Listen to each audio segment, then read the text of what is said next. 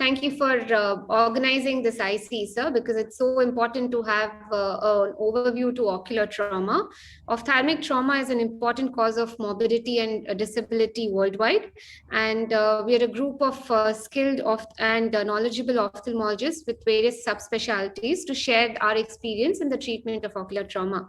So it begins with Sir, who's been, I think everybody's either colleague or guru for Sonal and me. And so we begin the show with Dr. Natarajan sharing his immense experience. He's going to be talking about salvaging and unsalvageable operating on no PL eyes today. I'm happy to say even what do you call Sonal also was there, and then even Kerubi from Shankanetla, then in Bombay Hospital. Now she has replaced me, and she's the boss in Bombay Hospital. No, I've not replaced you. I've succeeded you. And during the dancing, I always insist, even though Kerubi is an excellent dancer, the man has to dominate the female. The man has to lead. And that's the big, beautiful lesson from Africa to South America to right, KL? Very, the problem is, KL will suddenly lead me and I forget what to do. The best thing is that he asks what is next. And then Sonal is not now cooking the room in the Hotel Hyatt for us. Oh, just a little while. So let COVID get over. We are going to get back to normal. Yeah. And Exactly. the reason I'm telling is, as a VR surgeon, we have to dance, and that too to manage trauma. That's the reason I'm bringing this. And I hope all of you have seen the what do you call the dance program by Dr. Kerubi, and also we did a duet. Yes. So thank you. So my topic is ocular trauma. What's new?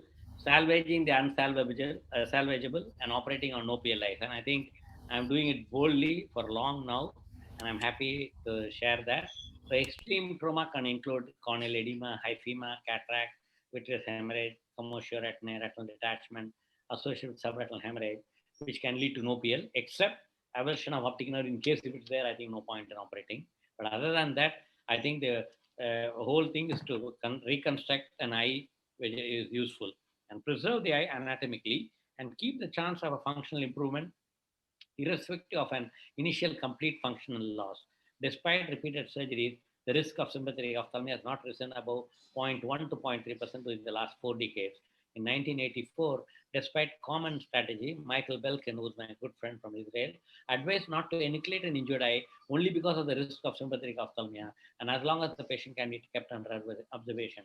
And this is very important. Even now, I know some people are doing primary enucleation or evisceration. Recently, it happened at midnight. One of my patients called, said somebody had a bike accident and the bike hit, and then I told them to preserve, but somehow both the ophthalmologist and the other, I think 2 of them, they said they could not, and they enucleated. I don't know. I think I'm not able to accept that we cannot, we should enucleate.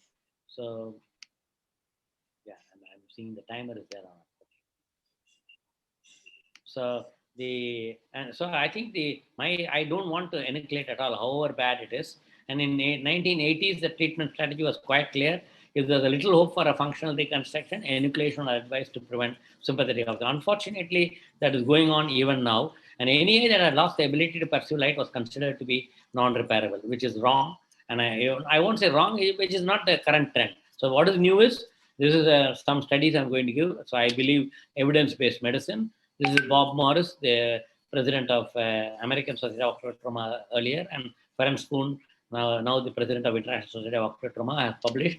It was only 20 years ago that Bob Morris et al. Reported on their attempts to reconstruct 11 eyes with severe ocular trauma that could not perceive light, and the author succeeded in restoring some function in 7 out of 11 eyes. And according to an analysis in the World Eye Injury Registry study, 28 eyes of no PL in which a reconstruction was attempted, 21 patients regained light perception. And you may say, why we have to spend so many hours? And I did that in Kashmir. And 2 ambulatory vision below 20/200, again published by Bob Morris, which is 1999. And even in 21, I think at 2021, it holds good. And another study done on 6 eyes with initial no light perception, vision who underwent successful reconstruction and were able to maintain vision. I achieved a final vision of counting finger, achieved hand motion and vision, and achieved light perception. And again, this is from a different group. And this is a 4.3 injured eyes with a no light perception. Vision was as follows: one achieved visual acuity of 20 by 300, and one achieved visual acuity of 20 by 100, and then one achieved visual acuity of 20 by 40. This is by Alfaro and Peter Liggett. Peter Liggett has visited Arsene Shankarakala in 1986. He was in that time the Yale University. And my philosophy, which is what I talk, eyes with no PL vision should always undergo primary repair, even when the anatomical size is estimated to be less than 1%. And I think many times you save the eye, and that itself is a great thing for the patient. And strategic thinking in ocular trauma. All of us talk about management, that I'm talking about business management, the MBAs. Strategized thinking is individualized approach. Think again and again, and what's the suitable line of management for the given patient. And that's why logarithms are given by Steve Charles is very good. But you have to have, like the last chapter says, you have to play this like a soccer game, because the opposite team is the traumatized eye, and we are the VR surgeons who are going to repair. Thus, the decision when to perform vitrectomy will therefore continue to be made by individual surgeon. An extreme trauma can be due to intraocular foreign body, infection, suprachoroidal hemorrhage. And the timing of vitrectomy, I'm not going in. Here you had a fracture injury who are planned, and you can see.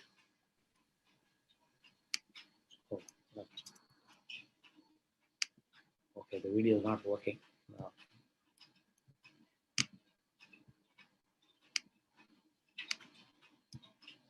So this patient had only counting finger 1 meter. So this I think should work. This is a 34-year-old male patient with history of blunt trauma in left eye with wiper during an argument with his wife. His vision in right eye was 6.6 and left eye was doubtful PL.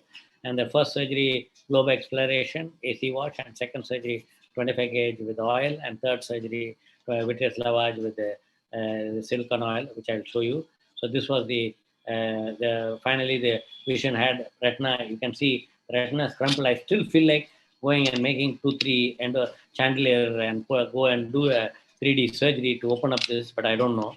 I just saw this patient last week. Best corrected. It was an argument between a husband and wife, and she took that whatever she was cleaning and hit the eye, and the eye got.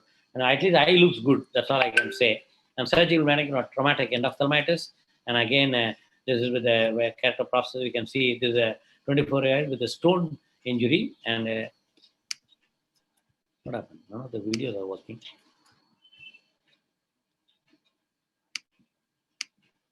Oh, I don't know. I'm sorry. I don't know what's happening. None of the videos are there.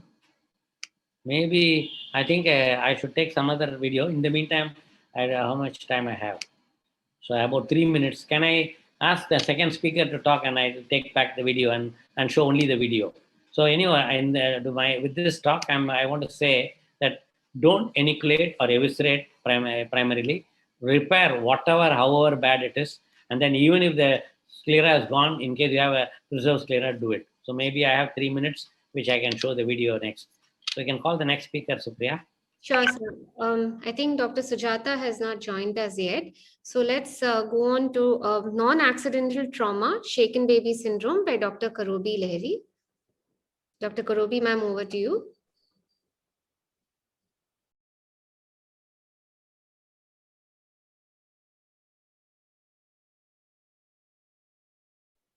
While she comes, Dr. Sonal, would you want to start? Are you ready with your presentation? So we'll speak about the role of imaging techniques in ocular trauma by Dr. Sonal Jadhav Laktawala. Dr. Sonal, over to you.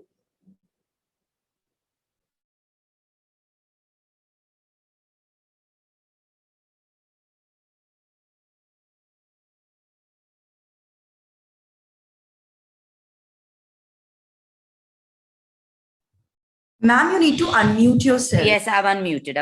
Is that okay? Yes, you're audible, yeah. Thank you, Dr. Natarajan. Thank you. It's always a pleasure to be a part of your IC, and I'm sure ocular trauma plays a big role in our ophthalmology and as vitreoretinal surgeons. Imaging techniques, one of the most important topics in ocular trauma, because that's what you're going to initially use when you see a patient to diagnose what's happening inside the eye. There's no financial interest in this presentation. We know it's a leading cause of significant visual impairment. Almost over 2.4 million eye injuries occur every year, and a bilateral visual impairment in almost 2.3 million, and unilateral visual loss occurs in about 19 million people annually. That's like a large number. Eye injury is second only to cataracts as the most common cause of visual impairment, and more than 40,000 patients are annually left with significant visual impairment after eye trauma. 1 of every 20 patients that is seen by us in our OPD is because of an eye injury, and it's second only to cataract and strabismus as the leading cause of hospitalization. One of the 1996, Kun et al. Had come out with I'm sorry, there's something happened over here. Somebody else's screen has come on. Sonal, we are not able to see your slides. Yeah, no, somebody else and some other participant is sharing. It's Vivek Vani. I don't know who's that. Yeah, some other participant is sharing the screen. Can the yes, we'll just check on this. We'll just check. Yeah, his screen has stopped sharing now. Yeah, Sonal, yeah. can start again. Okay, Oh, I think maybe accidentally did it. I know, I just lost my screen. Yeah. All right. Is it fine? Am I audible? Yes, yes. Yes, So Kun et al. Had come out with the Birmingham eye trauma terminology. One of BET satisfies all criteria for unambiguous standard terminologies by providing a clear definition of all injury types and placing each injury type within the framework of a comprehensive system. I'm not going to go into detail of each of this, but yes, injuries classically put into two categories: closed globe and open globe. Closed globe, we all know, will be a contusion or a rupture or a lamellar laceration. In an open globe, you have a laceration which can be penetrating, perforating, or an intraocular foreign body. The ocular trauma score is a 77% chance to predict the final functional outcome. Appropriate counseling of the patient is very important. It contributes to making the correct triage and management decisions, prognosticates the outcome of the injury, easy to calculate, and has a major significance for the patient, the ophthalmologist, and the public health professional. So OTS is also extremely important for us. Let's come to some different closed globe injuries. We have injuries which are like vitreous-based disinsertion, vitreous hemorrhage, dialysis, tears, detachments, macular hole, tears in the iris, ciliary body, choroid retina, choroidal ruptures, Berlin's edema, commotio retinae. We all know subluxation, dislocation of the lens, and optic nerve injuries. I'm just naming these injuries. In the open globe sections, we have scleral ruptures, prolapsed vitreous, hypotonic maculopathy, ciliocoroidal detachments, traumatic rhegmatogenous RD, giant retinal tear, tractional RD, IOFB, end-off, sympathetic ophthalmia, and chorioretinitis, clopoteria. I'm coming to my main topic, which is imaging in ocular trauma, and which is one of the most important part of the management. It evaluates the injury and the strategy, as a follow-up tool, and also medico-legally is extremely important. So you assess, you evaluate, and you address. Starting with a physical examination, we gently separate the eyelids and avoid pressure on the globe to see the injury, assess the visual acuity using naked inspection, and a slit lamp assessment of all your periocular structure, conjunctiva, cornea, sclera, pupil, and your indirect ophthalmoscopy. Imaging techniques, there are 5 important ones: the X-ray, which has been the gold standard with the Caldwell and Waters view, ultrasound biomicroscopy, B-scan, CT scans, and MRI. Let's come to, I'm going to skip this slide because I'll go ahead and discuss each methodology. X-ray is extremely important. It has been a gold standard. I'm sorry, yes. Original method of evaluation and detection of IOFB. Once upon a time, a limbal ring used to be used very commonly to localize foreign bodies, as we've all learned in our, MFL days. Study of orbital fractures, and now of medical necessity in some areas.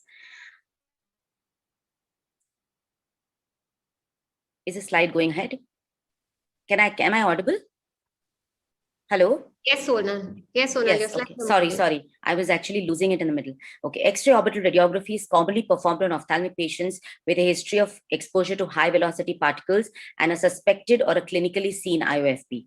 It's useful in radiobig foreign bodies only and will not detect any radiolucent IOFB such as wood or glass. The standard foreign body X-ray series includes Waters view, Caldwell view, and lateral views. Plain X-ray films with Caldwell or Waters projections may demonstrate the presence but not the location of IOFB. So that's why the sweep localization technique involving frontal and lateral projections, a foreign body can be now seen in a globe with a bone-free examination by eye movement also. In case the foreign body is in an anterior segment, the object will rotate in the same direction as the eye, and it will move in an opposite direction, opposite to the eye if its location is in the posterior segment. This localization using metal locators, either placed on the eye with a contact lens or sutured to the limbus, may also be done. And the various locators that were used were Berman, Rupert Hall, and Bronson Turner.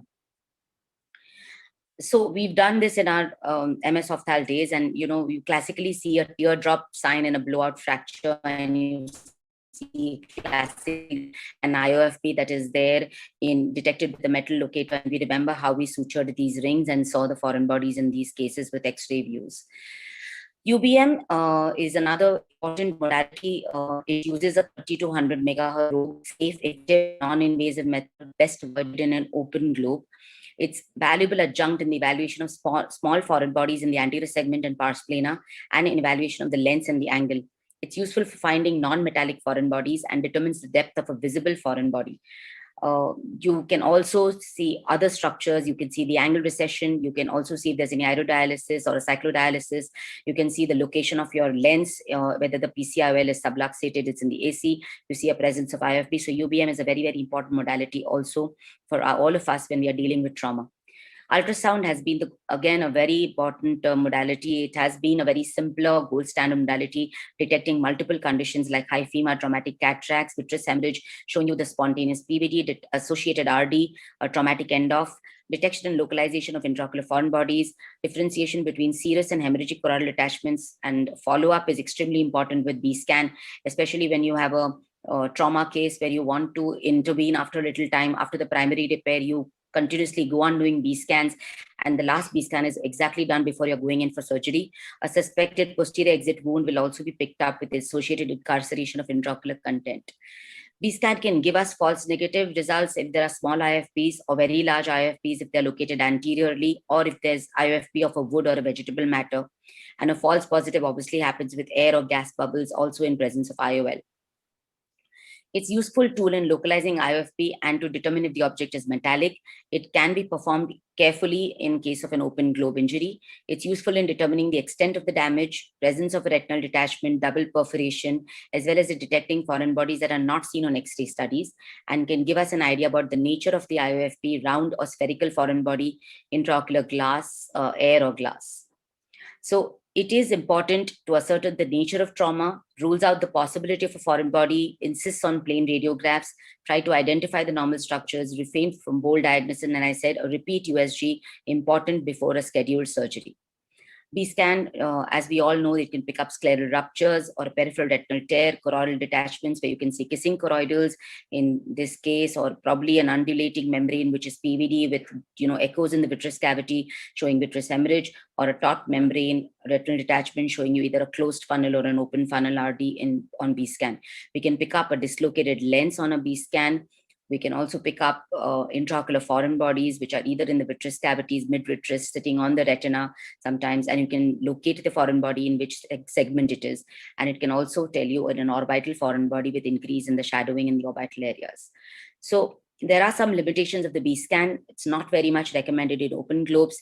Sometimes surrounding edema and injury may cause difficulty in getting an optimal image. It's unreliable for detection of an orbital foreign body. There's poor demonstration of extraocular movements. There's limited view of optic nerve and retrobulbar structures, and poor detection of scleral ruptures also. There comes in the role of CT scan, which is considered as having advantage due to its ability of performing multiplanar reformations, evaluating intraorbital structures with imaging the bony orbit of fractures and herniations of orbital contents. Sensitivity of 45 to 65% is seen for IFB less than 0.6, but almost of 100% for IFBs, which are more than 0.6 and much superior to USG. CT scan obviously can also have its own negativities by missing plastic or even metallic IOFBs, especially if they are too wide cuts. So you must advise 0.5 millimeter cuts when you're asking for a CT scan. There is a helical CT scan, which has a shorter examination time and is images superior to that of a conventional axial CT, has the ability to reconstruct coronal and sagittal images without scanning and reduces motion artifacts and radiation, and has a high identification rate and very sensitive to glass foreign bodies. When you don't have a view of posterior segment, or you suspect a globe rupture or a laceration or an IFP in an open globe or orbital fractures, yes, you should advise a CT scan. So this is an axial CT and a helical CT, which shows the glass foreign body much better in comparison with the USG and the MRI. I'm going to have just a short 1 minute, so I'm going to go fast. A CT scan does have disadvantages because it's not readily available to us in pure ophthalmic setups. Intraocular structures may not be well imaged, can miss plastic IOFBs, and should be avoided in pregnancy. MRI is the last modality which is sensitive in detecting wooden IOFB, controversial in metallic IOFBs, a superior image quality of soft tissues. It can generate axial coronal sagittal views simultaneously and can detect the optic nerve damage, that is laceration, avulsion, or hematoma. Thus, disadvantages, yes, is expensive. Accessibility is a problem. Motion artifacts, claustrophobia, and less effective than CT. So coming to the last slide. I would request you to please wind it up since yes, our time and the is last, up and we have on the last slide, the choice of investigation goes as orbital fracture, CT scan, X-ray, metallic IOFB, a helical CT, or an ultrasound, a UBM if it's open globe and closed globe, non-metallic foreign body, ultrasound, UBM, MRI, penetrating injury, CT scan, and acute orbital ocular injury, helical CT. I would like to acknowledge Dr. Moona Bhende, Dr. Deepak Bhatt, and Dr. Supriya Dabir. Thank you so much for certain slides. Thank you, sir, for giving me this opportunity. Thank you. Welcome, Sonal. And I have my, the timer can be put for 3 minutes. I'll just finish in 3 minutes. Sure, sir. Okay, so this is what this is Ferrum School. And then this is the preoperative where the wound repair was done, and then total cataract with vitreous hemorrhage and CT scan done as rightly reported by Sonal. This is all done in Kashmir. And this one patient came to Mumbai. Yeah. So here we have a pars plana vitrectomy intraocular deformity. Thanks to Dr. Manish Bape and Mahesh Shanmugam. They made a nice 4-pronged forceps. So that's what I'm doing. After doing a lumpectomy vitrectomy, making incision at the 11:1, and then within the vitreous hemorrhage, when the pellet is engulfed, I remove it. So whatever may be the vision pre-op, I always operate because it is like a war-struck area, so it's like a civil war. So everybody was after all the politicians and the journalists. So this is how the pellet was removed, and there's a nice forceps created by Dr. Manish Bape. And if you see, the injury is next to the optic nerve, and then remove the exit wound and do an endolaser around that, like create it like a coloboma choroid, and then do it, and then do a fluid air exchange. So the retina was attached, and whatever may be the outcome, anatomy, the visual, I think anatomically you should do the best. Sometimes the pellet goes through the optic nerve, through the macula, and those points. And this is one of the patients where we did a cataract, IOL, for vitreous hemorrhage removal, submacular hemorrhage, and you see the optic disc and the silicone oil in situ. And this is a follow-up after 1 month. And then the traumatic ophthalmitis is a problem. So you can see this is a stone injury, but the patient came to me 20 days later, and you can see I planned for I played the Fleringa ring, and Dr. Kavita Rao is doing the corneal button. When she was doing it, the anesthetist said, I think the eyes needs to be eviscerated. But I said, and all of you know, Dr. M.M. Sharma was the anesthetist, and you can see the eye is so inflamed because of the severe endophthalmitis. In spite of that, I know the patient may not get vision. Being a trauma, being a young boy, I decided meticulously to clear the infection. You can see the entire infection. And then, doctor, you can see the Fleringa ring. I wanted to do a keratoprosthesis, temporary keratoprosthesis, and do it, but now I am using the keratoplasty. And Dr. Kavita Rao said, you are wasting an eye. But I said, no, at least you can use a preserved cornea. And if things are working well, we can do a second patient. And the other is a suprachoroidal hemorrhage, where this is a cricket ball injury, and you can see the corneal switches there. I started with the AC maintainer. And since I don't know, when I make a trocar, only enter halfway, you can see the suprachoroidal hemorrhage being drained. And I put like that 4 ports all around. And then I drain the fluid, and then I try to make the other incision. You can see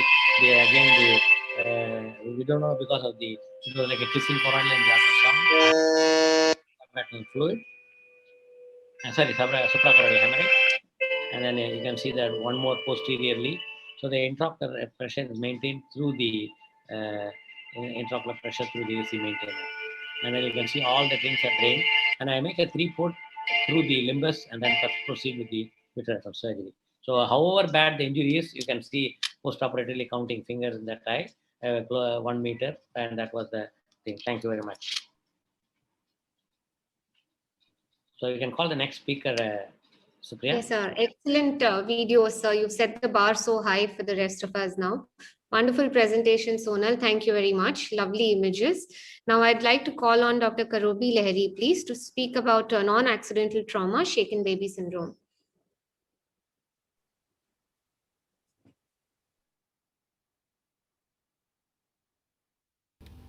Can you see my screen? Yes. Yes. Yeah. Yes, ma'am. Thank you, Dr. Natarajan, for giving me this wonderful opportunity to speak at your IC. It is indeed a pleasure to always be there with you, either in dancing or on the IC. And a big hi to all my friends, Supriya, Sonal, and the rest, because it's really great to see you all, So moving ahead with my presentation for today, this is basically on a non-accidental trauma. 1 second, I'll just make this. This comes in the way of. The slides are bright like Karobi Lahiri. No, I wanted to make this this view. Just a second. Yeah, you can escape the Yeah, presentation. Yeah. make it into the standard view. Yeah. Okay. You have to go to play. Yeah, I know. This thing is. Yes. Just minimize it, ma'am. There's a small dash there on the top. Now it's come. No, I think it's okay. Now it's come. Now it's come. Yes. Very good. So the new name for shaken baby syndrome is now non-accidental trauma, and this is a concept which was also called whiplash shaken infant syndrome, and this is a triad of subdural hematoma, retinal hemorrhage, and cerebral edema, which is caused by intentional shaking, and there is no visible signs of external trauma. Now, the whiplash injuries are caused by tearing of the veins in the subdural space. So basically, this is a child who is otherwise normal but has suddenly become either comatose or had a problem. There is no external evidence of head trauma, but there are hemorrhages, there are intracranial hemorrhages, and there are subdural or subarachnoid bleeds or both. So if you see such a child, always think in terms of a non-accidental trauma or a shaken baby. So this is how it is formed. A violent shaking by the parent or caregiver suddenly breaks the vessels, subdural vessels, and you get an onset of points of bleed which coalesce, and then these track down all around the brain and into the eye also. So a sudden disastrous complication following an act of anger.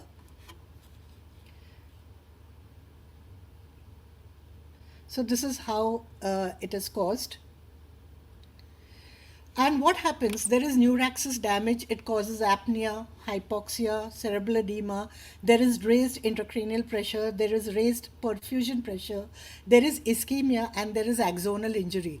So you see the whole neuraxis is affected, and the child can die, or the child can become a cripple for life.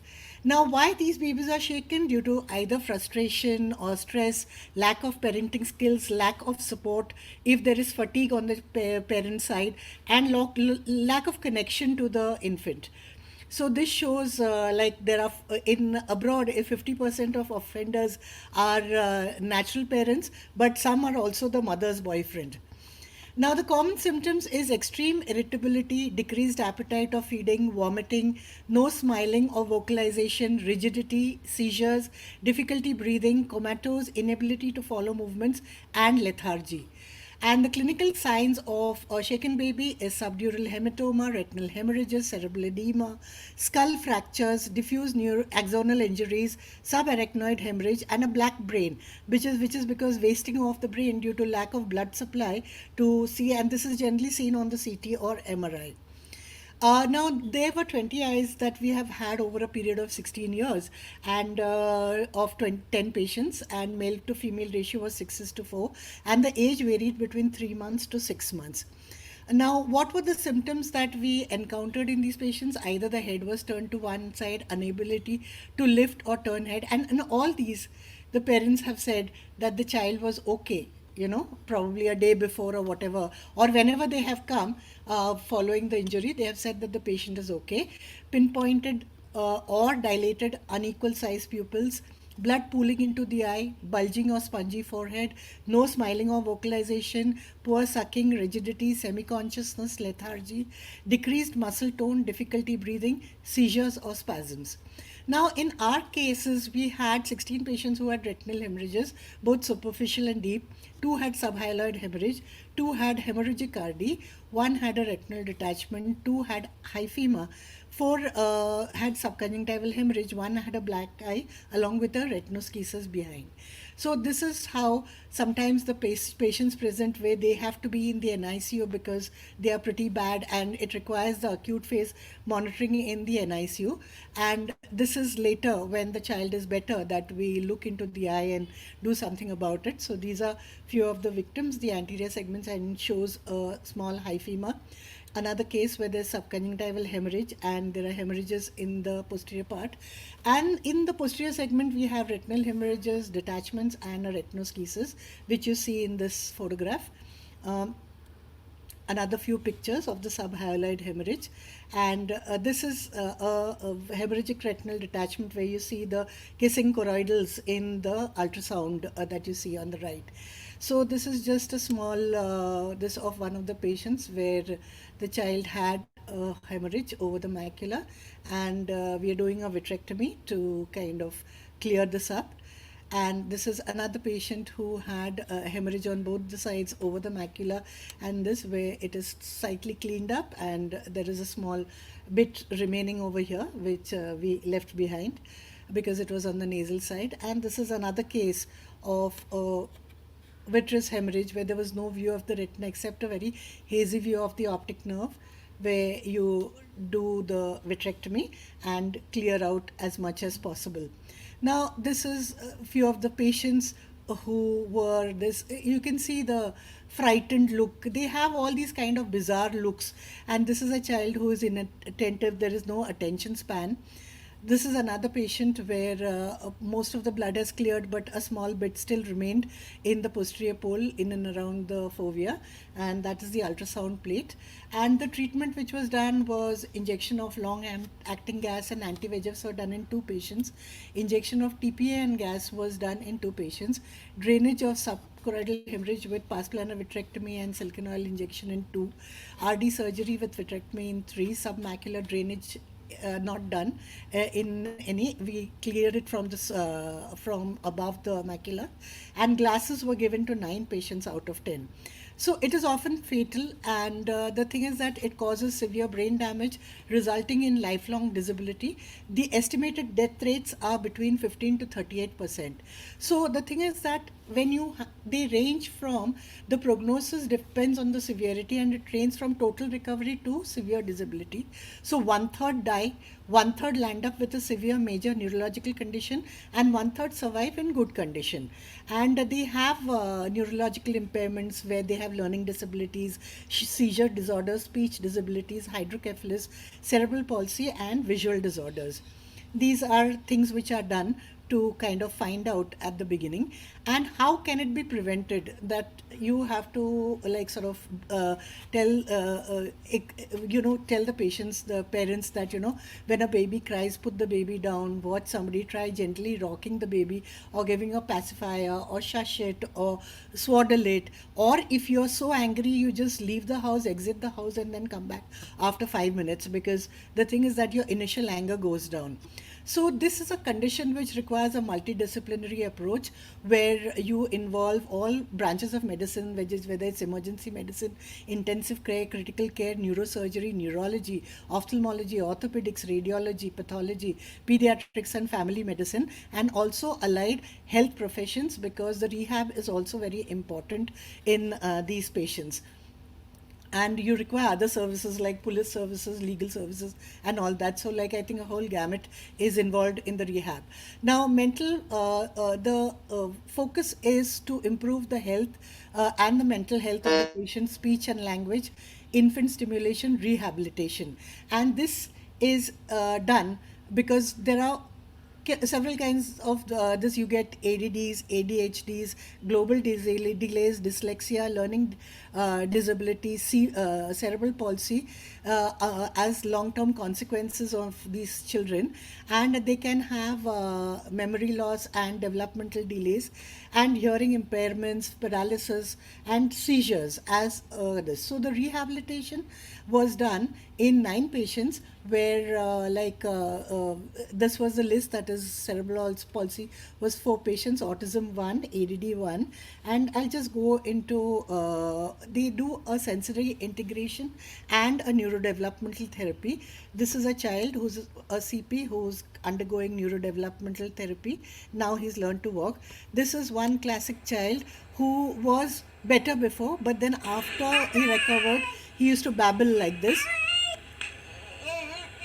And this child was having bizarre movements and this like this, but following rehabilitation and the institution of glasses, the child improved steadily, where he was able to localize things, but after some time. And later, now the child is about 5 years old, and the child is now capable of independent ambulation. And these are the patients who have undergone physiotherapy. So the legal issues are there. Actually, if there is, this is a condition where you have to inform the police because it's very important. And what is important if you can't? Ma'am, sorry to interrupt you. Finished. Better that the baby cries than the baby dies. So never shake your baby. Thank you so much for your kind attention. Thank you all for your patient listening. Thank you, Kerobi. Supriya, you can call the, and Suganeshwari is not there, so you can call the next speaker. I think who's the next order? Stop screen share. 1 minute. Yes, sir. I'm the next speaker, and I'll be speaking on the management of intraocular foreign 1 body. minute. I have. Yeah, so I'm happy. Neha Goyal, you can keep your presentation ready next, please. Just 1 minute. Who? Neha next, huh? Neha is next. Whenever Dr. Sujata joins us, she can go on Correct. next. Sir. Correct. Where is the stop share? You stopped it. You again to escape from the. You already stopped sharing. I've stopped sharing. Already Okay, stopped fine. sharing. All right. So you need me as your assistant. Yeah. What, Kel? You need me as your assistant. Yes. Always. Okay. So I'm happy to introduce Supriya. Supriya is a consultant ophthalmologist in VHS hospital in Madras, where Dr. Badrinath started as the ophthalmology department in 1970s. And now she's the head of the retina there. And also she was trained in Bangalore Medical College, and later in Aditya Jodh, she was in JJ. And then now also in Narayan Netralaya, and now in Madras. Thank you so much for the kind introduction. 1 minute. Yeah. I think the host has muted my video, saying that they have stopped my video. So host, can you, what do you call, the hall supervisor, can you unmute my video and mute me? Sure. Okay, can you all see my screen? Yes, ma'am, your screen is visible. Yes. Thank you so much, Dr. Natarajan, for including me to be a part of this IC with such an esteemed panel. And today I'll be speaking about whatever I've learned from you and I've seen you do. So as we all know that ocular trauma constitutes one of the important causes of visual loss and subsequent disability. And intraocular foreign bodies further complicate these penetrating injuries. They can be different types. They can be either toxic or they could be inert in the form of metallic as well as organic foreign bodies. So the effect of the intraocular foreign body on the eye could be just mechanical with the velocity and its size. It could be chemical effects. It could be an infection, like here you can see a hypopyon here and an inflamed eye, or it could be in the form of sympathetic ophthalmia, which usually occurs 3 weeks to 3 months in the other eye. So the symptoms that patient can come to you could be just an asymptomatic. They could just come in for a routine checkup and you incidentally notice a foreign body. They could have pain, redness, or a drop in vision, decrease in vision. So the signs could be, you find a globe perforation, you find an entry wound, corneal edema. Here you can see an iris hole, you see an obvious foreign body in the anterior chamber. You could see localized cataract, you could see the foreign body in the lenticular space.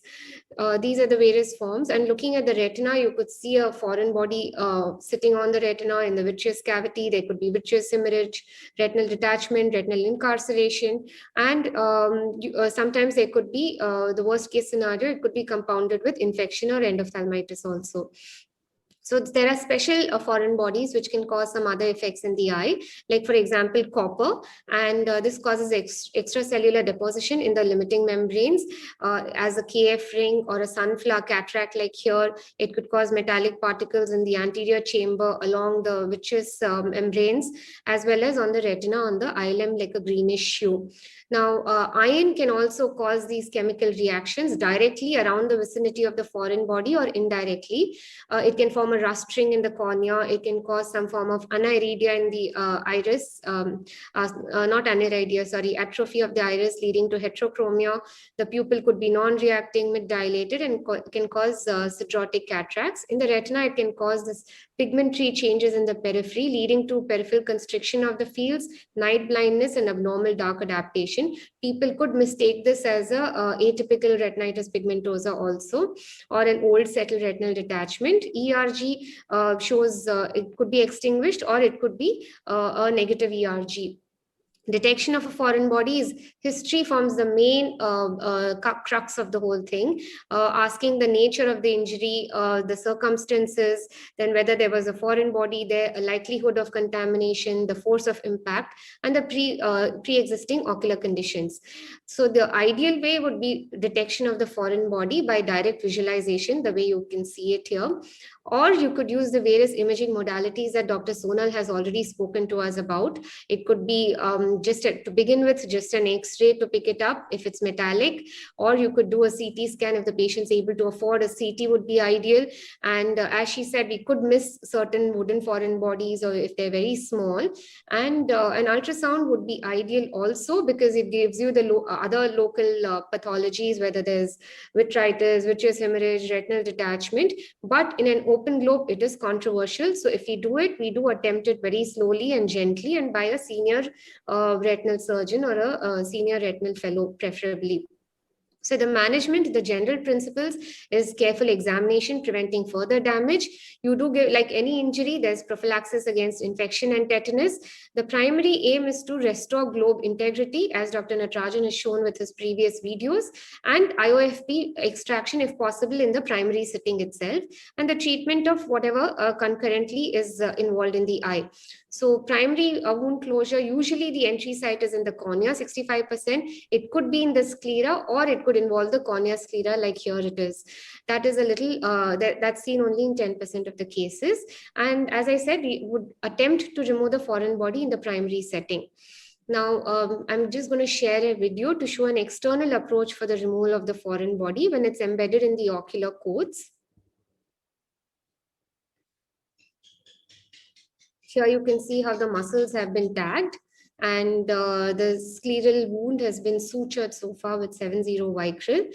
And then you can see the foreign body here being visualized. And after the muscle is disinserted because it's so posterior, then with the help of forceps, we go ahead and extract the foreign body.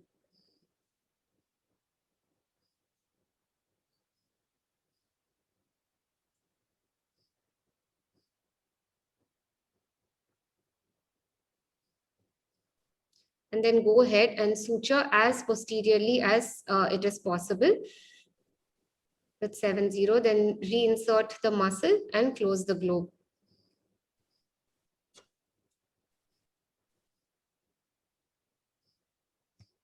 Yeah. sorry, yeah.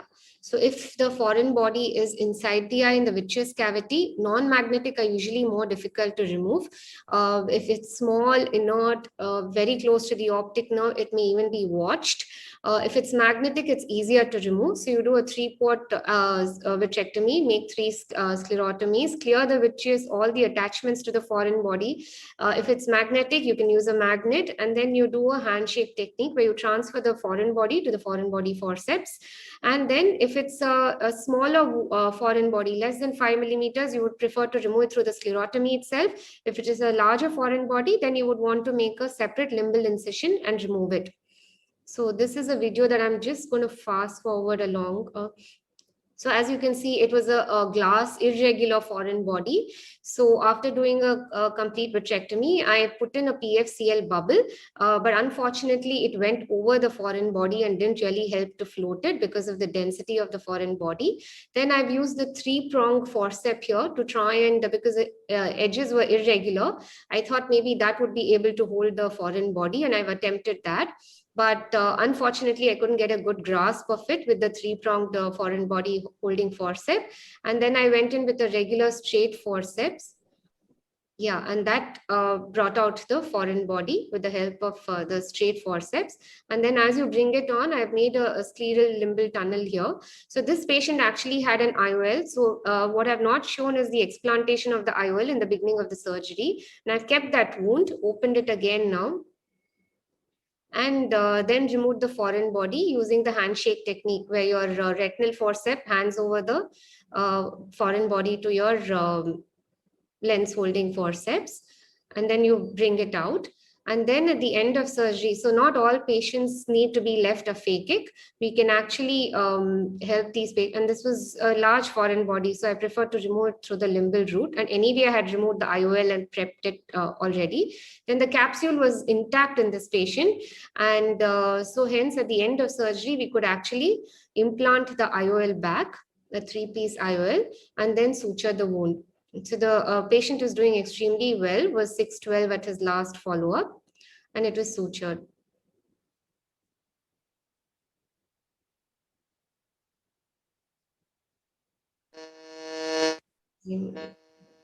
This is another where we've used, the patient had vitreous hemorrhage, so PVD was induced and the vitrectomy was done, had a foreign body impacted in the retina as well as retinal detachment. So a chandelier was used here, and chandelier was inserted. PFCL was put to stabilize the posterior pole, and then the foreign body was extracted through the, it had embedded itself subretinally, was extracted and removed. Since it was a small one, it was removed through the sclerotomy itself. And a forceps was ready to hold it as it and grip it so that it doesn't slip back again. And then the retina was attached because there was a retinal detachment there, and laser done and oil inserted. This is a patient where endophthalmitis had complicated the situation. So initially a vitrectomy was done to clear the infected vitreous, all the vitreous membranes.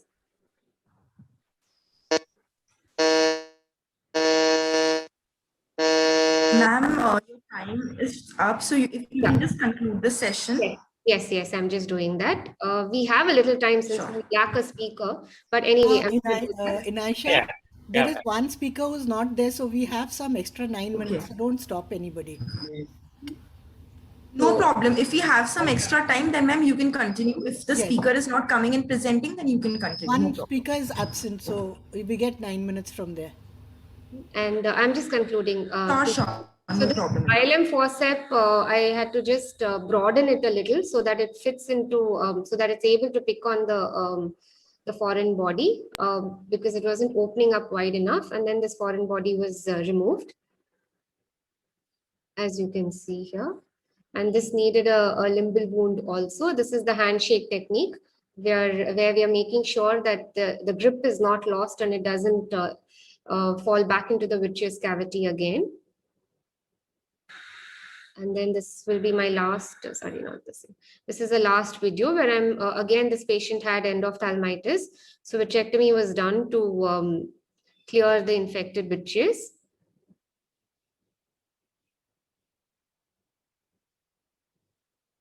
Just rushing through this. I'm just going to show the part where the foreign body is.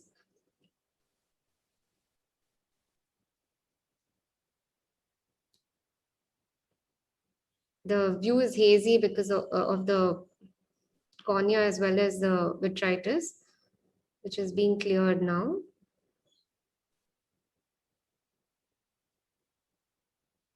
And that's the foreign body. Now an intraocular magnet is used, and you can see how it just clings on to the intraocular magnet.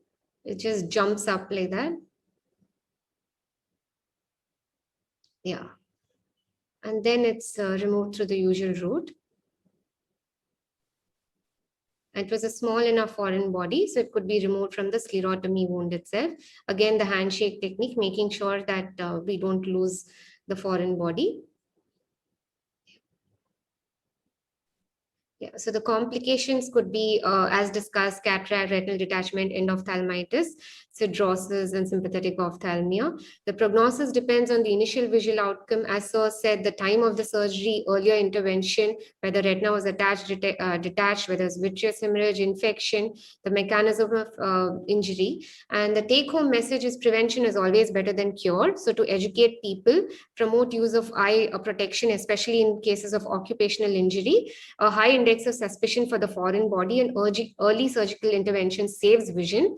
Good documentation, counseling, and medico-legal cover is essential, because at the end of the day, how much ever we explain to the patient, their expectations always remain there. So to make sure our counseling and legal cover is there, we've documented everything well. If required, even video recording of the consent is essential. Thank you very much. Very good, Supriya. I think the conclusion is I always do video consent for every VR surgery now, not only trauma. So I take a video consent along with the regular consent. So next we have Dr. Neha Goel. Neha Goel is a consultant now. Where are you consultant now? At Max. At Max. Yeah. And I've started my own place also. I'm sorry, I forgot to give you the news. We've been so, I the pandemic and so locked down. No, I expected it. I don't know how I didn't. I just anticipated it that you're not there. You're not there. Still, the things are open in Mumbai for you. I know you are very kind, and it's such an attractive proposition, but I'm a pure Delhiite at heart, you know that. No, you can be a visiting consultant. I told you, you can fly. Yeah, okay. So we have Neha, and okay. Actually I'm her fan, that's why she's in my course. No, actually I was just about to say I am the exception, because I'm neither Sir's student technically nor his colleague, but rather I have always admired his work and followed his work, so that is why I'm the exception in this group. So anyway, I'll just start my talk here. I can tell that I was Vinod's examiner.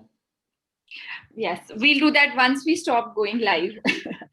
So continuing with the IC on trauma, the trauma series, I'll be talking about current concepts in management of traumatic macular holes, basically the dilemma we face as surgeons to peel or to wait. I have no financial disclosures. Now, traumatic macular holes, as we know, as opposed to the idiopathic macular holes, are more common in young men. They are more common in closed globe trauma as opposed to open globe injuries. Rarely they can be seen following iatrogenic laser injury, following surgical trauma, during vitrectomy, lightning, and even electric shocks. Now, the prognosis is uncertain due to accompanying trauma-induced retinal pathology such as commotio retinae, vitreous hemorrhage, retinal hemorrhage, choroidal ruptures, RP damage, subretinal neovascularization, and fibrosis. So the point that Dr. Supriya made in the end, I would like to make right at the start, that no matter how good a prognosis it looks like, when there's a history of trauma, always be wary and be good with your documentation and medical legal services. Now, the pathogenesis has been debated between being anterior-posterior vitreous traction causing true loss of foveal tissue and equatorial expansion of the globe following trauma resulting in tangential vitreoretinal forces transmitted to the macula with centripetal forces separating the neurosensory layers at the fovea. So this can result in a central defect without any loss of foveal tissue and might also account for the high rate of spontaneous closure as is seen. Now, what are some of the clinical pearls when you are faced with the case of traumatic macular hole? Firstly, remember to check for RAPD in any trauma case and angle recession prior to dilatation. A careful peripheral examination with indentation is extremely important to not to miss out any retinal breaks or dialysis. Otherwise, what was just a simple macular hole could land up with an RD in your next follow-up visit. Fundus autofluorescence is an important tool to document any associated RP damage, which may not be evident clinically. Now, what is the role of OCT? Of course, you will do an OCT when you see or suspect a traumatic macular hole, and it has been seen that these are more eccentric or less circular than idiopathic macular holes. Another pointer is that the horizontal diameter is much more than the vertical diameter. Now, unlike idiopathic holes, there has been no correlation between visual acuity and the size of traumatic macular holes. And especially if you're waiting and watching, looking for spontaneous closure, then you need to do repeated OCTs to monitor the progress. Now, these are some of the cases, where macular hole associated with choroidal rupture, where you would be very wary of operating, especially if the choroidal rupture is in the papillomacular bundle or so close to the center of the fovea. Now, these are some other cases which we encountered where the fundus autofluorescence actually and the multicolor imaging actually brought out the RP defects much more than the normal clinical photographs. These are again cases which you should not operate.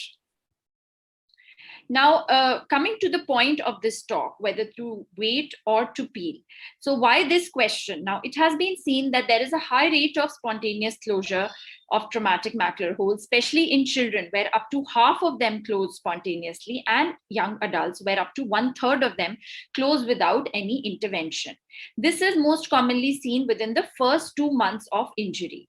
The factors on OCT associated with this higher rate of closure are a smaller basal diameter of the hole and absence of intraretinal cysts.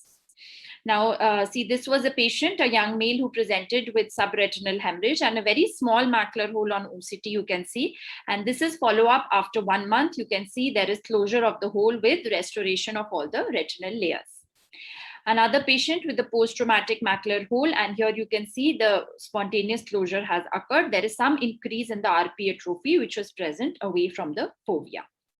This is another image documenting the step-by-step. This is actually 2 weekly follow-up showing how there is an outer retinal defect which decreases, and then finally there is anatomic restoration of all the retinal layers. So what are the mechanisms for this spontaneous closure? Most commonly, it is accepted to be glial cell proliferation from the RP to the basal surface of the hole. Now, if there is an element of anterior-posterior traction, especially in the younger age group, occurrence of complete PVD may also assist in hole closure. And then the cases with Berlin's edema, once the edema resolves, the edges of the hole may approximate closer to the RP, resolving the central full thickness defect. But on the other hand, you can also see the top case, a small macular hole, and as we just observed it, the size increased and there was a lot of fibrosis and scarring. Another case which appeared a small macular hole with the ERM and then later on turned to be a much larger hole on follow-up. So how do we decide which case to follow up and which to operate? Now, the balance between waiting long enough for spontaneous closure, but not so long that the likelihood of an anatomical successful outcome is reduced is what we are looking at. And this timing is usually 1 to 3 months. The procedure which means if a hole has not closed by 3 months, then you should definitely operate. The procedure is a standard microincision vitrectomy surgery with PVD induction. Now, various techniques have been tried ranging from an ILM peel to an ILM flap to an inverted flap. And we know gas tamponade is always preferable over oil. Now, the use of adjuvants is especially being mentioned in traumatic macular holes such as autologous serum, which is the easiest, TGF-beta2 and platelet concentrate, because again, these fibrin-rich substances help to induce glial cell proliferation, which can help especially in closing large defects. What are the prognosis? Meta-analysis have shown a successful closure rate of around 83%. But again, a reminder that trauma-induced photoreceptor and RP damage may limit the visual potential, and these can appear several weeks after the injury. Hence, always give a guarded visual prognosis.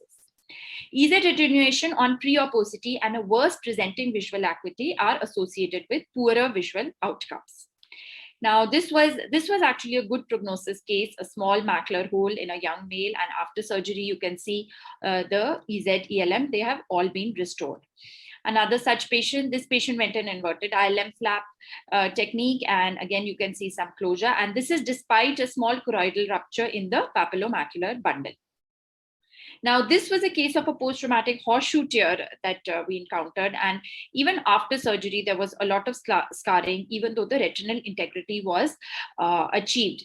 And this is where I said that sometimes the RP damage can appear even several weeks later. So you should guard the patient against this. What are the take-home messages? Traumatic macular holes are common in young men with closed lobe injuries. A careful examination should be done to rule out RAPD, look for angle recession and peripheral retinal breaks. Eyes with extensive RP damage, you must do a FAF in all these patients, and choroidal rupture should avoid being operated upon, especially if the choroidal rupture is large in the papillomacular bundle or close to the fovea. Cases in children or young adults with a small basal diameter on OCT and absence of intraretinal cyst can be watched for spontaneous closure for a period of 1 to 3 months. If, however, these conditions are not met, then surgical management can result in successful closure in up to 83% of cases. Thank you for your patient hearing. Thank you, Neha. That was a wonderful presentation. So do we have doctor coming in, Dr. Sujata Rathod coming in?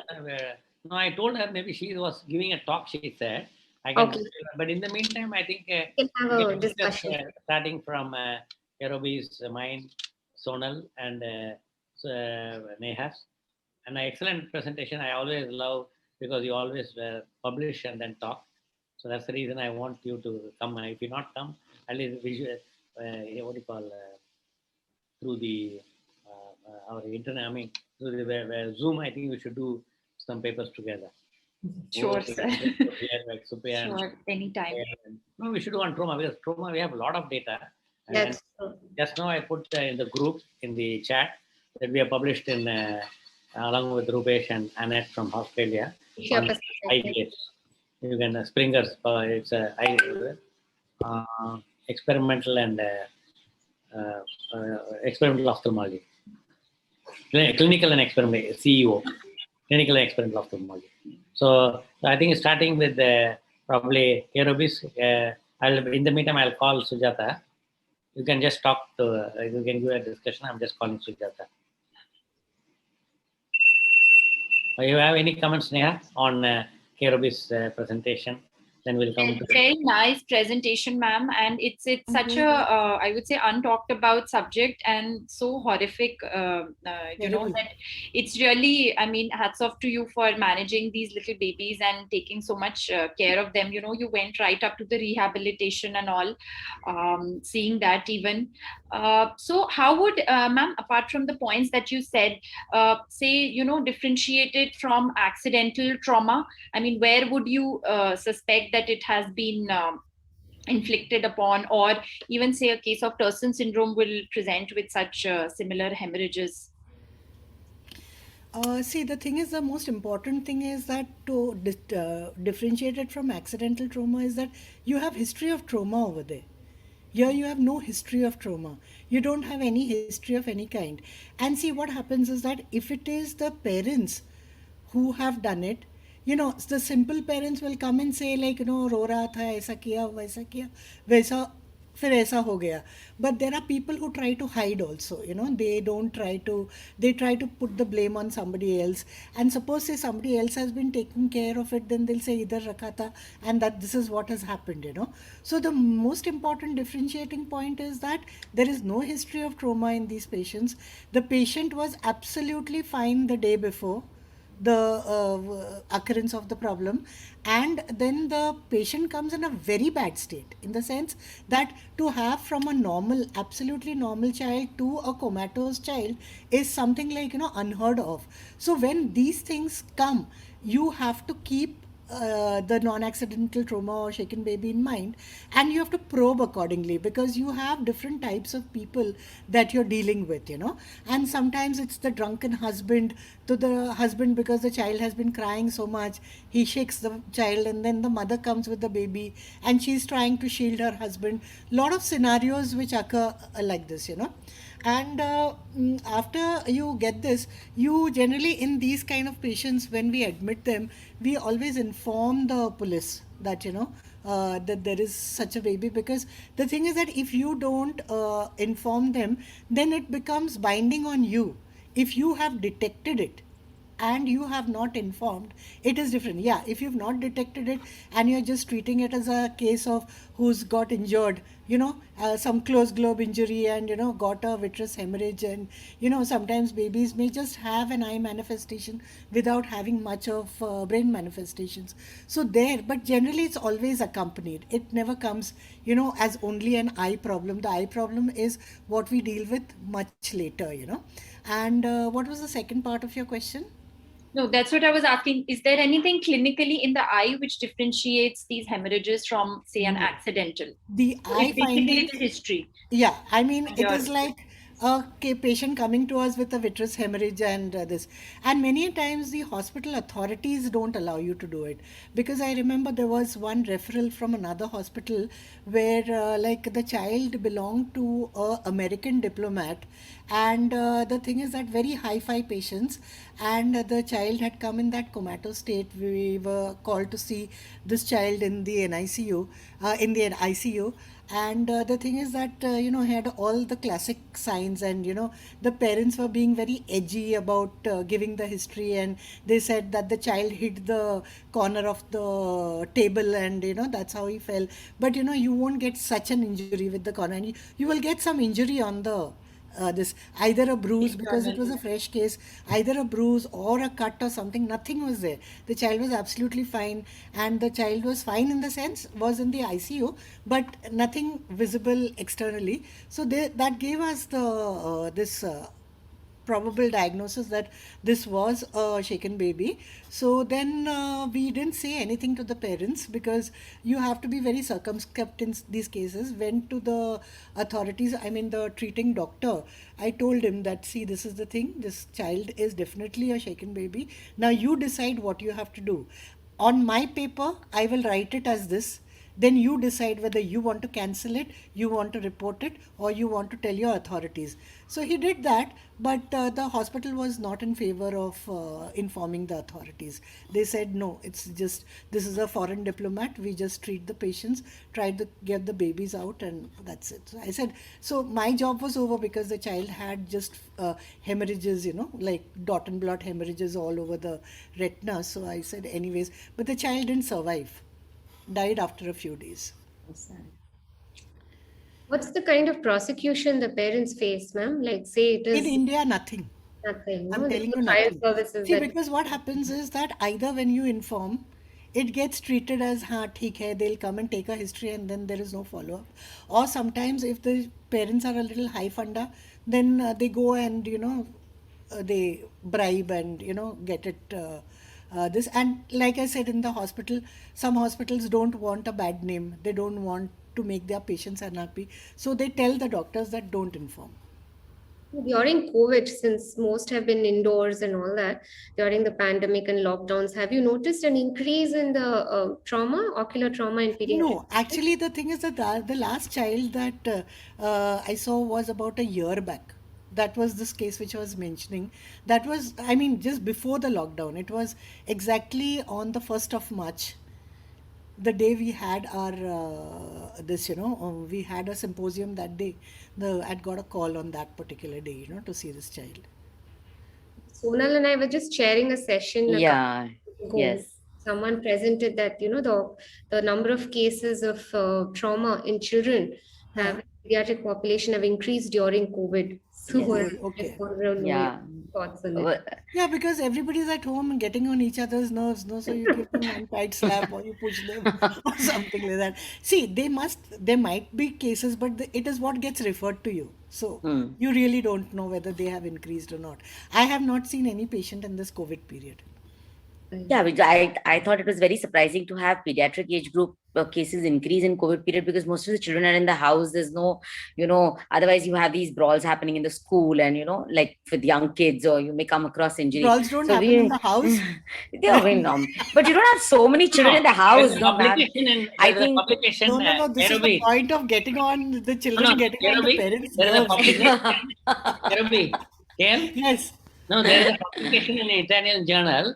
They have compared the March, April of 2019 and March, April of 2020, and found the domestic injuries have increased. And it's also published in American Academy, which one I forgot. And I think the domestic injuries are more because the husband and wife are not able to tolerate in the Yeah. same See, Also Nati, socioeconomic. home from work. Yeah, I think it must be in a lower. Nati, the demographics is like this. Domestic injuries have increased. Number of the birth rates have increased.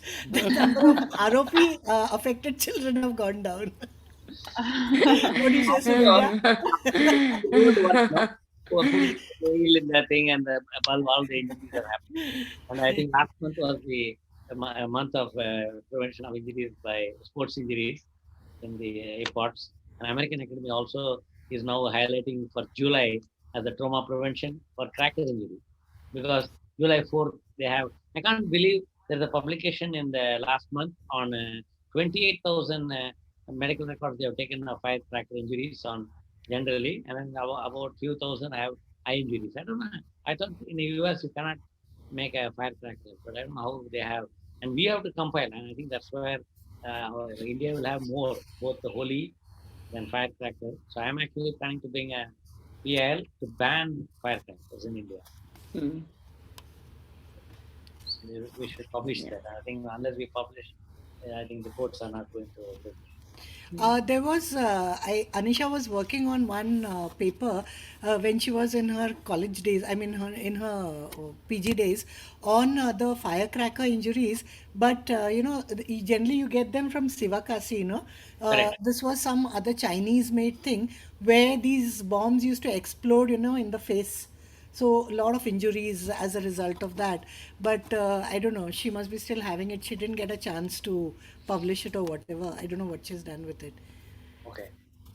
So how many pellets finally till now removed, sir? I mean, Actually, 1,011 injuries we have analyzed in that 5 months. wow. And among them, 551 underwent vitrectomy, 951 underwent primary wound repair. And so in that, I think all did not have intraocular. Okay. Many had gone through and through into the orbit, so we left it. Even though lead can have problem, but anyway, Yes. and it's gone all over skin and Yes. everywhere. So I think that one baby Insha had 300 pellets in that triangle, because she tells a lie that she went out to get milk. When all the shops are closed, how can you have a milk? And then the gun is like that. The thing goes like this as a Spray. shower of pellets. 400 pellets goes. She had it in meningitis. She had a meningitis. She was admitted in the trauma hospital in Delhi. That's why AIMS could not operate that. And 2 months later, I did no PL both eye, but nothing could be done. But so many. I mean, for that, the Shabir Shah, who's he's in the jail, and he calls me for her, saying that I've adopted her. You better operate. So I got an opinion from Ferenc Kuhn and Fernando Arvielo, put it in the headlines in Times of India, saying that no PL, I'm operating. So if you get vision, inshallah. If you don't get vision, also inshallah. I said, what can I do? Yes. And if you're ready, you'll operate, because there's so much press problem. Yes. And it was a headache there, and then the New York Times covered it. And now again, during the rubber bullet injury in last, when he died, what's his name, Lloyd,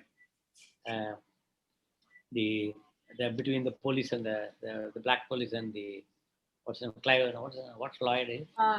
Which started the Black Lives Matter? Yeah, Clive. Yeah. George Lloyd.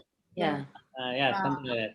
I forgot the name. So American Academy released a press release where they have quoted 3 things: Kashmir, my work, and 2019 in Cuba.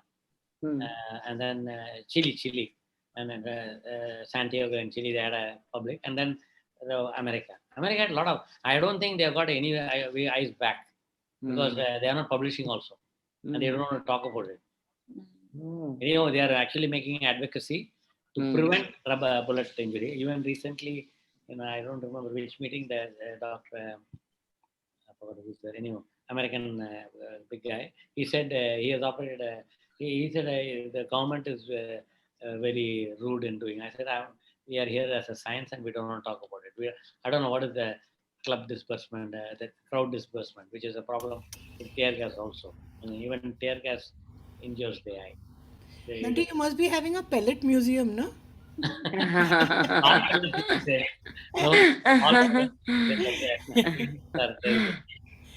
Supriya, Yes. your videos also were very nice. Very nice, yes. Neha's also were very good. Your talk also was excellent, Sonal. Only thing is, Thank thing, I will use a PFCL so that in case a foreign body slips, it goes slowly. It doesn't call, even though it won't float it. But I still remember my 1984, I think, yeah. I was removing a glass foreign body, macula was attached, everything, and I came near the pars plana, and then it fell down, and it slashed the macula. I still can't forget that the blood slashed, it's like somebody jumping into the swimming pool. But you know, And Supriya, these foreign bodies, no, these glass foreign bodies, they never come up. Even if it's less density, they never come up. No, but if you PFCL. put the viscoelastic and inject the PFCL below it and slowly lift it up, it will come. But if you put it over, the PFCL will go over it. Yes, yes, that's the thing. You have to use that. So same thing, I always like to have, if the foreign bodies is within the vitreous hemorrhage, I don't dissect it so that it falls on the retina. Yeah. I do it when they are there and then tease the vitreous hemorrhage with the Yes. light. True. Yeah, there was once a foreign body which was hanging like a hanging drop from the ciliary processes, And the thing is that it's like the access was difficult. We were scared to depress because if you depress and it dislodges, it goes right down, And the thing is that after carefully removing it and trying to get it out, it did fall onto the retina, but luckily it fell on the nasal side, not on the temporal side. So I didn't have that much of a heart attack like Nutty had with his case.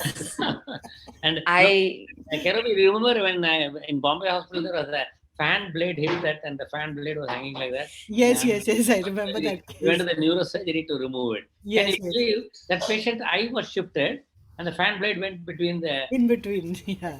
I don't know, I'm not able Really to get lucky. photographs. We have the You have the photographs, or that day, that I time remember there taking was no it. video and I'm all not that. able to say it was 89, I think. I know. I had a foreign body which was vertically standing on the fovea, like through and through the fovea, vertically there. I mean, it's such a sad thing. I mean, obviously you're going to do it. You're going to do the surgery and remove the IOFP, but for the patient, from the prognosis point of view, it's nothing that much can be done. But I think, yes, these are crazy cases. I'm sure Supriya has shown quite a few of the videos with different foreign bodies. Sonal. Your Yeah. foreign body was pounding the I remember macula. Dr. Kaushal showing his foreign body collection of Yes. diamonds. Diamonds. Unfortunately, Yes. he's got gravel, stones, metallic. Karabi ma'am, we were just, she was a chairperson and I was convening a free paper session, on the 24th. And there was this young presenter who presented, injuries and there was a vertical dagger into the eye. But can you beat it? The entire globe was saved. And that dagger had gone through and through the orbit, but it had not perforated the globe. And when you see the picture for a second, me and Supriya said, we don't want to see this picture, I think. Yeah, Gauri just had like a dagger in the skull one, just needed a globe. And Oh, God. surgery had to Injuries, yes. Neha, that was a very Foreign good body was presentation. pounding the macula. Yeah. Sonal? Vertically at the Pounding it. Yeah, actually, I mean, just there, right there, vertically down, half into the macula and half standing above. I mean, I wonder what he managed to do. What happened? You removed it. Yes, removed it, ma'am. But obviously, at that point, I mean, it's got a scar at the macular area, like a deep scar. So you're not going to be doing. In fact, actually, it was half embedded into the macula. So in fact, it couldn't do much. Okay, I mean, what would you do in such a case? So it was quite sad for a patient. And sometimes, you don't know what to tell a young person. It's such a sad situation. So I think sub injuries are like the one that we saw with the dagger, and I think you're so lucky you need that it's clinical. No, we need clinical counselor. I recommend it to the yes. Chief Minister of Kashmir. Everybody was depressed because all are 15 to 21 mostly. Yes. Terrible to meet them. Neha, your spontaneous closure is really good. I can see Yeah. the behind you. No problem. Yeah. So no, the spontaneous closure, I think is really. Yes. Sorry. No problem. That's fine. You should see Ike Ahmed, no, the cataract and glaucoma guy from cataract guy from Canada. He keeps his son on the thing and gives. No, actually, Vinod also had some, and then there are two, and they are very curious. What is happening inside this room since 3 days? Why are there noises? This is the very reason why trauma has increased in this COVID phase. Just one last question to you, sir. Do you do a VP in these no PLIs for? That is for mainly documentation, and I get a VPRG if possible and get it done. But I tell the patient that is not going to change the prognosis, because all these people I give 0.1% as the in writing, and then second I ask them one question after the surgery: if the eye becomes more, what is there more to lose the eye? I said, lose the whole eye. That means the whole eye becomes shrunk. What will you do? Either disfigured. Are you ready? Then go back. Then do the VPRG and come back. I do them, but there's no use actually, because whatever it is, you can't predict. And the only thing is, I still remember a 6-year-old when I was a consultant in '86, I think, a vitreous hemorrhage, no PL. They said the parents came for a second opinion to me, because the fellow said no PL and send away. Next day they came, then I said no problem. Somehow I thought PL was there. When I did, patient had the child got 6.6. It was just a vitreous hemorrhage, and we did a vitrectomy in '86. That was not many were doing, but no PVD. So induced PVD was a problem challenge that time. Not many instruments also, but still 20 gauge vitrectomy. But patient, the child is still, parents are thankful, because otherwise from the OPD the patient would have gone back. And this is what I tell. I think through the instruction course, the take-home message, where maybe we have 2 minutes.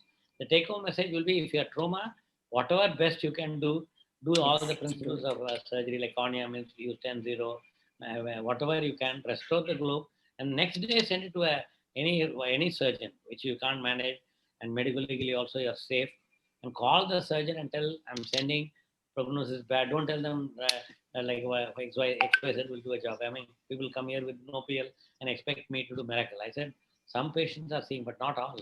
99 or 100 will not see. So I think the take-home message will be only repair, and the rest we have to wear. Then they'll ask about, can we do eye transplantation? Can we do artificial retina? But so that's why Charles Keeper says, never say never again. We have to keep the hope, but same time psychologically support them, and also make sure they are know the reality. Generally, the parents cry or somebody cries, but I tell them, better you cry now, and I tell them, don't cry in front of the children. Send the patient out, come back, talk. So we have to spend a lot of time, and I think we have a counselors. So Neha, in these spontaneous closures where you wait for 1 to 3 months, at what intervals do you go on doing the OCT for those patients? I mean, you will be definitely calling them to see whether it's spontaneously closing, right? Usually 2 to 3 weeks. 2 weeks, and if they are from outstation or something, then 3 weeks. 3 weeks, okay. And then you just watch whether it's closing and or take another call. Yeah, for documentation also. And then some cases like the RP damage I was saying becomes more apparent with follow-up.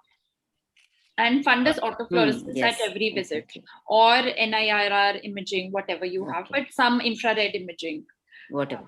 Yeah. So thank you all for joining, because Enasha is ready to tell us to close. Before that, I want to close. Thanks, Neha. Thanks, Prabhu. You beat her to it. And thanks, Supriya, And for- yes, sir, it's right on time. Thank you so Yeah. much for Sir, thank you right so on much. time. Thank you so much. Thanks, Inasha, you have to give Dr. Natarajan a gift for finishing before time. Can we just take a photograph with all of us on Yes, the yes, screen? why not? Yes, Can we yes, take a surely. So photograph? everybody is requested to switch their cameras on.